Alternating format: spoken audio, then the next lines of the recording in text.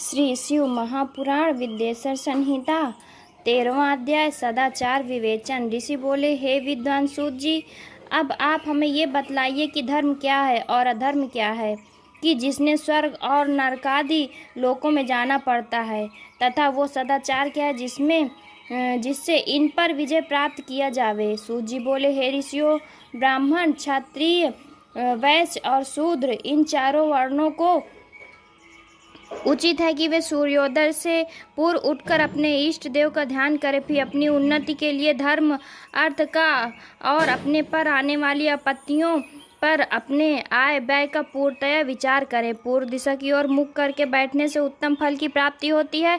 रात्रि का अंतिम प्रहर उषा कहलाता है। उसमें उठकर ब्राह्मण घर से दूर जाकर शौचादिक कर्मों से निवृत्त होकर दातून करे और जल के देवताओं को नमस्कार करके स्नान करे। कंठ तक या कमर तक जल में खड़े होकर स्नान करना उत्तम है, परंतु ऐसा न कर सके तो घुटनों तक जल में मंत्र से स्नान करें और उस तीर्थ के जल में वहाँ के तथा अपने इष्ट देवतादि को तृप्त करें। फिर धोती पहनकर पंचकच्छ 5 प्रकारों के कपड़े पहनकर फिर गीले वस्त्र को बिना साबुन से धोवें और अपने पितरों को तृप्त करें। पश्चात आचमन कर संध्योपासन करें, गायत्री के मंत्र जपें और सूर्य को आराध्य दें।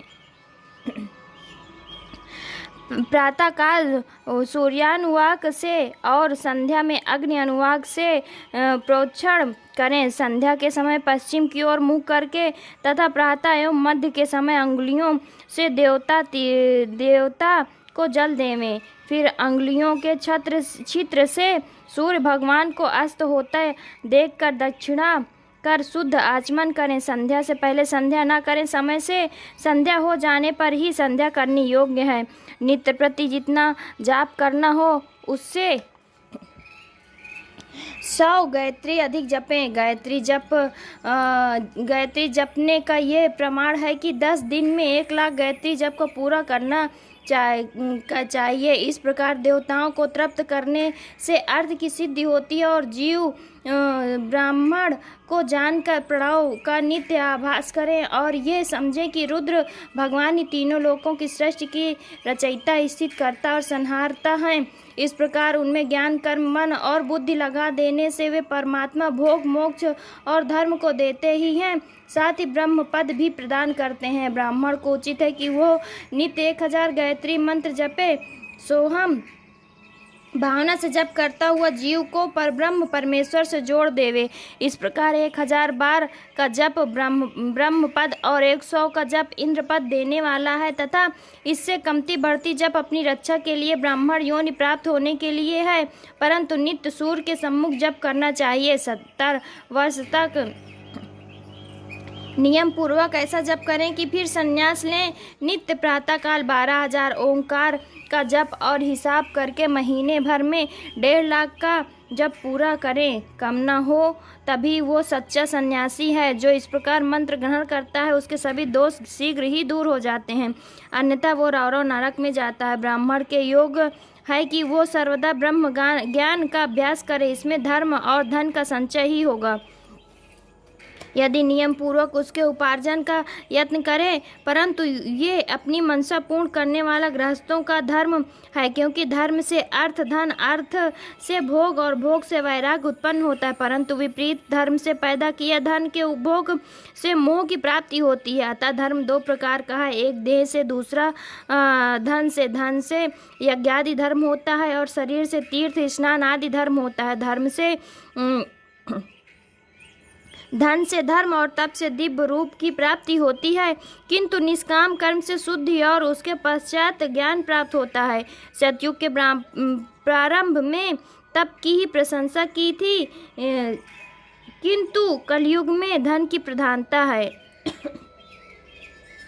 सतयुग में ध्यान से ज्ञान की प्राप्ति होती थी, त्रेता में तप से, द्वापर में भजन से, किंतु कलयुग में प्रतिमा पूजन से ज्ञान की उपलब्धि होती है। जो जैसा पाप पुण्य करता है उसे वैसा फल मिलता है। हिंसा और अधर्म का स्वरूप है तथा अहिंसा धर्म का रूप है। धर्म से दुख और अधर्म से दुख और धर्म से सुख मिलता है। यदि कोई उत्तम ब्राह्मण को 100 वर्ष तक निवृत्त जीविका का खर्च देता है तो उसे ब्रह्मलोक प्राप्त होता है तथा 1000 चंद्रयान व्रत करने से भी ब्रह्मलोक की प्राप्ति होती, क्योंकि जब तक जिसका जो अन्न खाता है तब तक वो जो कुछ आत्मविचार, कीर्तन, श्रवण आदि करता है उसका आधा फल दाता को पहुंचता है। इसी प्रकार लेने वाले को चाहिए कि वो जो चीज़ ले उसका अंश या सभी यथावत दूसरे दीनों को दान करता रहे। वो तप करे या अनुचित साधनों से पाप संशोधन कर दे, अन्यथा वो रौरव नरक में पड़ता है। मनुष्य को चाहिए कि वो अपने प्राप्त किए धन का 3 भाग करे। धर्म, कर्म, वृद्धि, नित्य नैमित्त काम्य धर्म से वित्त को बढ़ावे, बचत का कोष नियत करें, किसी को पीड़ा न हो और अपना थोड़े में निर्वाहन करें। यदि कृषि से उत्पन्न किया धन हो तो पाप शुद्धि के लिए उसका 10वां भाग दान दें। शेष धर्म पूर्वक अपना संसार चलावें, अन्यथा रौरव नरक में पड़ेगा या बुद्धि से भ्रष्ट हो जाएगी या अन्न ही ना पैदा होगा। ऐसे ही व्यापार से ही पैदा किए हुए धन का 6वां भाग दान कर देना चाहिए, क्योंकि अपने भोग की वृद्धि के लिए स्वयं बुलाकर दान देना अच्छा होता है। याचना करने वाले को यथाशक्ति सदैव दान दें और कभी नागा न करें, क्योंकि मांगने पर न देने से जन्म जन्मांतर के लिए ऋणी हो जाता है। बुद्धिमान को उचित है कि वो दूसरों का दोष दूसरों से ना कहे, सुना और देखा भी ना कहे, किसी को क्रोध उत्पन्न हो ऐसी भी बात ना कहे। प्रातः संध्या दोनों समय संध्या और अग्निहोत्र करें, दोनों समय न हो सके तो एक समय अवश्य करें। कभी न बुझने वाली अग्नि स्थापित करें अथवा केवल जप मात्र से सूर्यदेव की वंदना ही करें। इस प्रकार आत्म कल्याण का इच्छुक यथाविधि नित्य ही ब्रह्म यज्ञ और देव पूजन किया करे। जो इस प्रकार नित्य अपने गुरु और ब्रह्म को पूजते हैं वे सभी सुख के भागी होते हैं। इति शिव श्री महापुराण विद्येश्वर संहिता का 13वां अध्याय समाप्त। हर भक्तों हर हर महादेव, हर हर महादेव।